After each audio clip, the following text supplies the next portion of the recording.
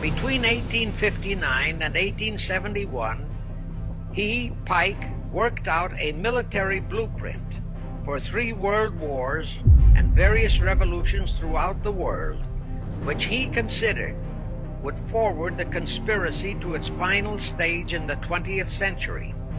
Long before Marconi invented radio, the scientists in the Illuminati had found the means for Pike and the heads of his councils to communicate secretly.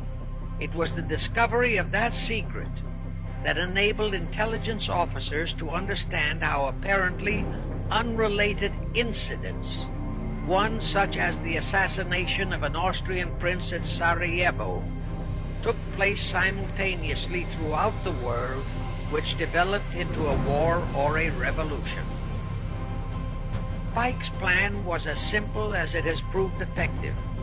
It called for communism, Nazism, political Zionism, and other international movements be organized and used to foment 3 global world wars and at least 2 major revolutions. World War III is to be fomented by using the so-called controversies the agents of the Illuminati, operating under whatever new name, are now stirring up between the political Zionists and the leaders of the Muslim world. That war is to be directed in such a manner that all of Islam and political Zionism, Israel, will destroy each other, while at the same time the remaining nations, once more divided on this issue, will be forced to fight themselves into a state of complete exhaustion, physically, mentally, spiritually, and economically. Now, can any thinking person doubt that the intrigue now going on in the near, middle, and far east is designed to accomplish that satanic objective? Pike himself foretold all this in a statement he made to Mazzini on August 15, 1871.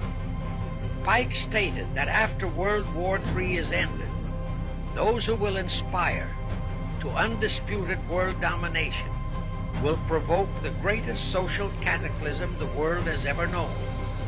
Quoting his own words, taken from the letter he wrote to Mazzini, and which letter is now catalogued in the British Museum in London, England, he said, "We shall unleash the nihilists and the atheists, and we shall provoke a great social cataclysm which in all its horror will show clearly to all nations the effect of absolute atheism, the origin of savagery and of most bloody turmoil.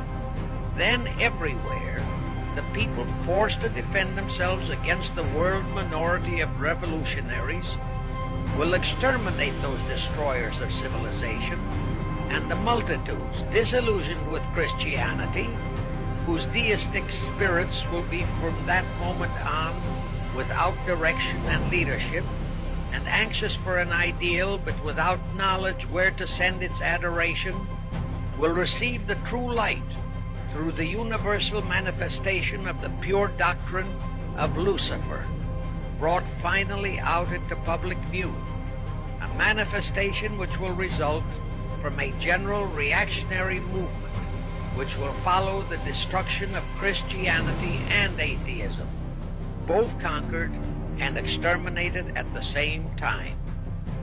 Anyway, the ending of the Civil War destroyed, temporarily, all chances of the House of Rothschild to get a clutch on our money system, such as they had acquired in Britain and other nations in Europe. I say temporarily because the Rothschilds and the masterminds of the conspiracy never quit. So they had to start from scratch, but they lost no time in getting started. Shortly after the Civil War, a young immigrant who called himself Jacob H. Schiff arrived in New York. Jacob was a young man with a mission for the House of Rothschild.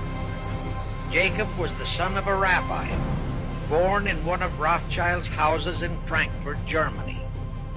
After a comparatively brief training period in the Rothschilds' London bank, Jacob left for America with instructions to buy into a banking house, which was to be the springboard to acquire control of the money system of the United States. Actually, Jacob came here to carry out 4 specific assignments.